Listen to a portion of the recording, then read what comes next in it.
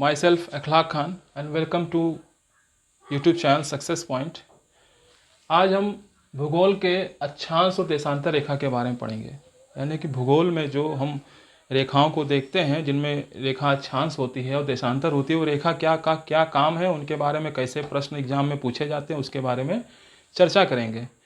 तो चर्चा करने से पहले ग्लोब को जाने। ग्लोब क्या होता है? पृथ्वी का नमूना होता है जिसमें अध्ययन किया जाता है पृथ्वी की रेखाओं का, जिसमें पृथ्वी के बारे में सब कुछ अध्ययन किया जाता है। ठीक है, तो उसके लिए देखिए, पृथ्वी को दो बराबर भागों में बांटती है एक रेखा। ये रेखा पृथ्वी को दो बराबर भागों में बांटती है। ये रेखा पृथ्वी को दो बराबर भागों में बांटती है 0 अंश पे। इस रेखा को कहा जाता है विषुवत रेखा, कहा जाता है विषुवत रेखा। ठीक है, इसे भूमध्य रेखा भी कहा जाता है। ठीक है, इंग्लिश में इसे इक्वेटर कहा जाता है। अब देखिए, पृथ्वी को दो बराबर भागों में रेखा बांटती है। पृथ्वी के ऊपर भाग में जाएंगे तो इसे कहा जाता है उत्तरी गोलार्ध। यानी ये पूरा जो हिस्सा पृथ्वी का, ये पूरा हिस्सा उत्तरी गोलार्ध में कहा जाता है, इसे उत्तरी गोलार्ध होता है। और पृथ्वी का ये वाला पूरा हिस्सा दक्षिणी गोलार्ध होता है, दक्षिणी गोलार्ध होता है। ठीक है, अब देखिए, पृथ्वी के जब इधर दक्षिणी गोलार्ध में आएंगे तो 23.5 डिग्री पर ये मकर रेखा होती है, इसे मकर रेखा कहा जाता है। और ये वाली रेखा 66.5 डिग्री पर इसे अंटार्कटिक रेखा कहा जाता है, अंटार्कटिक रेखा कहा जाता है। ठीक है, अंटार्कटिक रेखा।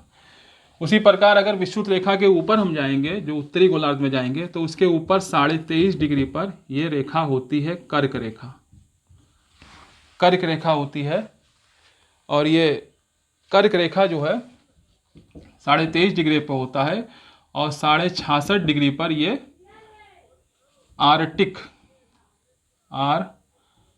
रेखा होती है। ये अंटार्कटिक था, अंटार्कटिक, ये आर्कटिक, एक मिनट, आर्कटिक रेखा इसे कहा जाता है।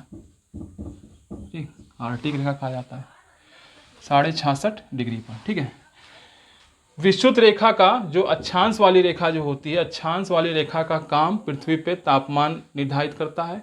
अगर इन रेखाओं को हम लेंगे तो पृथ्वी के तापमान के बारे में अध्ययन किया जाता है। ठीक है, अब देखिए, विषुवत रेखा की बीच की दूरी, मान लीजिए यहाँ एक विषुवत रेखा है तो यहाँ पर भी एक विषुवत रेखा होगी। ठीक है, ऐसे ही करते करते तमाम विषुवत रेखा दक्षिणी गोलार्ध पे होगी और इस तरह से तमाम विषुवत रेखा उत्तरी गोलार्ध पे होगी। तो इस दक्षिणी गोलार्ध में यहाँ से लेकर यहाँ तक का जो इसे यहाँ पर दो बिंदु है, एक बिंदु यहाँ, एक बिंदु यहाँ, इसे कहा जाता है दक्षिणी ध्रुव, कहा जाता है दक्षिणी ध्रुव। और इसे उत्तरी ध्रुव कहा जाता है, उत्तरी ध्रुव कहा जाता है। ठीक है, तो विषुवत रेखा से दक्षिणी ध्रुव तक जो है 90 अक्षांश रेखाएं होती है। और यहाँ विषुवत रेखा से उत्तरी गोलार्ध में यहाँ तक के उत्तरी ध्रुव तक 90 अक्षांश रेखाएं होती हैं। तो इसमें से अगर हम विषुवत रेखा को निकाल दें तो हमारे पास कुल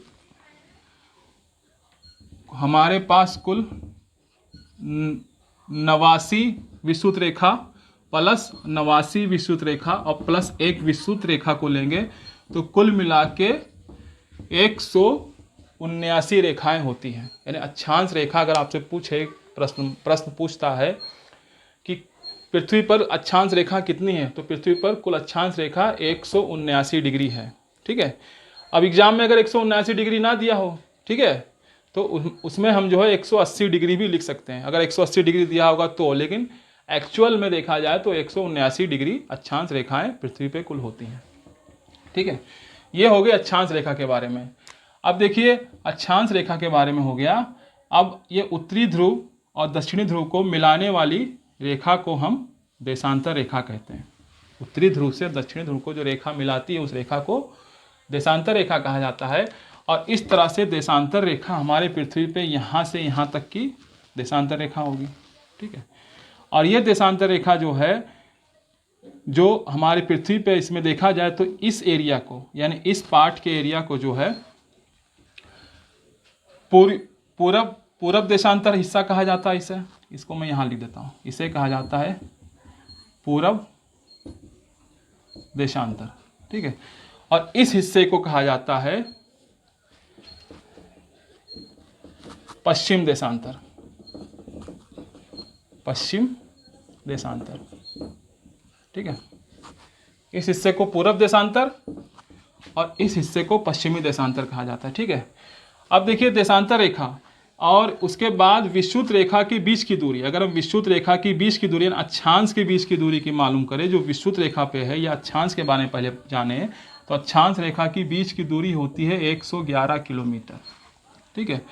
वहीं अगर हम देशांतर रेखा की बीच की दूरी को ज्ञात करना चाहें तो देशांतर रेखा की बीच की दूरी होती है 111.3 किलोमीटर। प्रश्न यहाँ से बनते हैं, प्रश्न अगर आपसे पूछा जाए कि अक्षांश रेखा के बीच की दूरी कितनी होती है तो आप बताएंगे कि 111 किलोमीटर। अगर देशांतर रेखा के बीच की दूरी पूछता है तो 111.3 किलोमीटर होता है। अब देखिए अक्षांश रेखा को हम तापमान के लिए प्रयोग करते हैं और देशांतर रेखा को हम समय के लिए प्रयोग करते हैं, ठीक है।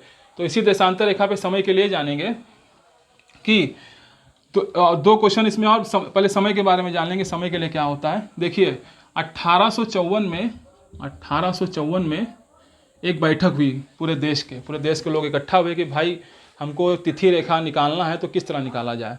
तो वो बैठक हुई थी वाशिंगटन में, ठीक है। फिर उस बैठक में निर्णय लिया गया कि जो उत्तरी ध्रुव है और दक्षिणी ध्रुव से मिलाने वाली रेखा को ही क्या मान लिया जाए, अंतर्राष्ट्रीय तिथि रेखा मान लिया जाए, यानी प्रधान समय रेखा मान लिया जाए। और यही प्रधान समय रेखा इंग्लैंड के शहर से गुजरती है जिसका नाम है ग्रीनविच शहर से गुजरती है। और इसी ग्रीनविच को जो है पूरे अंतर्राष्ट्रीय तिथि रेखा मान लिया गया। इसे कई नाम से पूछता है, इसे प्रधान तिथि रेखा भी कहा जाता है, प्रधान तिथि रेखा, और यामोत्तर रेखा भी कहा जाता है। इसको ध्यान रखिएगा, प्रश्न में हमेशा घुमा घुमा के पूछते हैं, तो उसमें याद रखिएगा ग्रीनविच से समय को लिया गया, अंतर्राष्ट्रीय समय को, जिसे प्रधान तिथि रेखा भी कहा जाता है और यामोत्तर रेखा भी कहा जाता है। अब देखिए इस पृथ्वी के इस भाग को पूर्वी देशांतर कहा जाता है, इस भाग को पश्चिमी देशांतर कहा जाता है। अब पृथ्वी के किन्हीं दो देशांतर बीच की दूरी में जो है समय का फर्क होता है 4 मिनट का, 4 मिनट का समय का अंतर है, ठीक है। दोनों बीच की दूरी में 4 मिनट का समय है। तो इधर वाले में 4 मिनट को जोड़ा जाता है और पश्चिमी देशांतर में 4 मिनट को घटाया जाता है, ठीक है।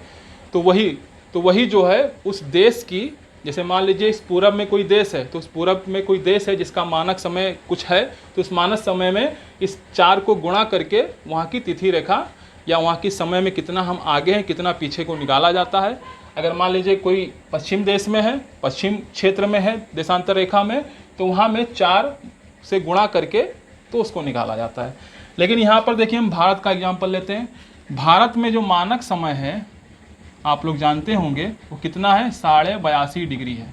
भारत का मानक समय 82.5 डिग्री है और ये 82.5 डिग्री इलाहाबाद के नैनी से लिया गया है, ठीक है। इलाहाबाद के नैनी से लिया गया। अब अगर हम भारत की स्थिति को जाने तो भारत हमारा यहाँ पड़ता है, भारत हमारा इस जगह पड़ता होगा, देखिए इस जगह है हमारा भारत।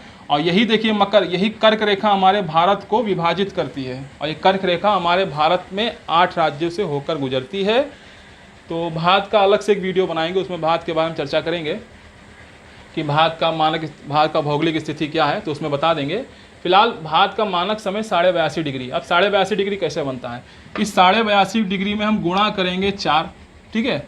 अब इसमें गुणा करेंगे तो 82 दुना कितना होगा, 164 होगा, 164 में 1 जोड़ेंगे 165 होगा, 165/2 होगा, गुणे 4 होगा, और यहाँ पे 2 एकन्नम 2, यहाँ 2 दूनी 4 और 165 दुना 330 होगा। 330 क्या होगा, मिनट आया। 330 मिनट को जब हम घंटे में बदलेंगे, घंटे मिनट में बदलेंगे तो 5 घंटा 30 मिनट आएगा।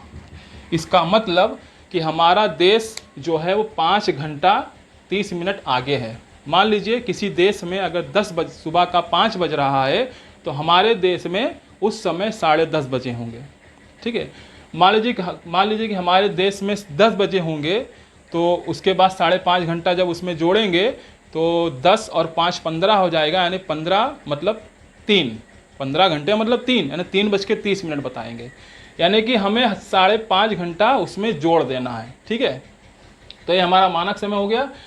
अब इसमें बहुत सारी चीज़ें आप इसको याद रख लीजिए कि अक्षांश रेखाएं 179 होती हैं, उनके बीच की दूरी अक्षांश रेखाओं की 111 किलोमीटर होती है, देशांतर रेखाओं के बीच की दूरी जो 111.3 किलोमीटर होती है। हाँ, देशांतर रेखा के बारे में चीज़ें और जान लीजिए कि देशांतर रेखाओं की बीच की दूरी सबसे कम ध्रुवों पर होती है।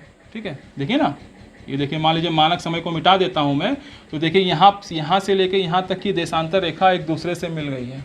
ठीक है, तो इसलिए ध्रुवों पर देशांतर रेखा की बीच की दूरी सबसे कम होती है और सबसे अधिक कहाँ होती है? सबसे अधिक विषुवत रेखा पर होती है। देखिए देशांतर रेखा यहाँ आकर यहाँ देखिए दूरी अधिक नहीं हो गई, देखिए दूरी यहाँ पर अधिक हो गई।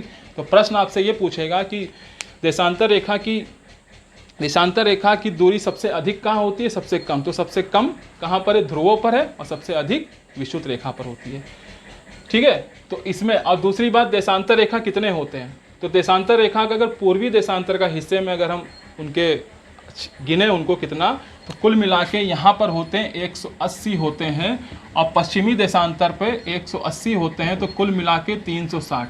तो कुल मिलाकर इसमें देशांतर रेखा कितनी होती? 360 डिग्री होती है। 360 रेखाएं हमारे पृथ्वी पर देशांतर रेखा हैं। ठीक है, तो ये यहाँ पर आपके सामने जो क्वेश्चन इससे बनते थे मैंने आपको इसमें बताया।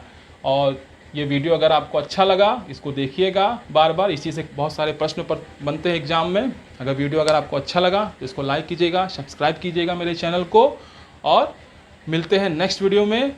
जय हिंद, जय भारत।